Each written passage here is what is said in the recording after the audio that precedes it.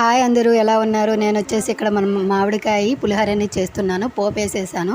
పచ్చిమిరపకాయలు, వేరుశెనగులు, పచ్చెనగపప్పు, సాయమినపప్పు, ఆవాలు, జీలకర్ర అన్నీ వేసేసుకొని ఇంకా పోపు అనేది వేసి అందులోనే ఎండుమిర్చి, కరివేపాకు, కొద్దిగా పసుపు కూడా వేసి బాగా వేయించుకున్న తర్వాత అందులో వచ్చేసి మన మామిడికాయ తురుము అనేది వేసి కొద్దిసేపు అందులో వాటర్ కంటెంట్ ఉంటుంది కదా మామిడికాయ తురుములో, అది పోయే వరకు కొద్దిగా లైట్గా వేయించేసుకుంటే చాలా బాగుంటుంది. నేను ఇంతకు ముందే రైస్ అనేది బాయిల్ చేసి దాన్ని ఒక ప్లేట్లో వేసి చల్లారి పెట్టాను.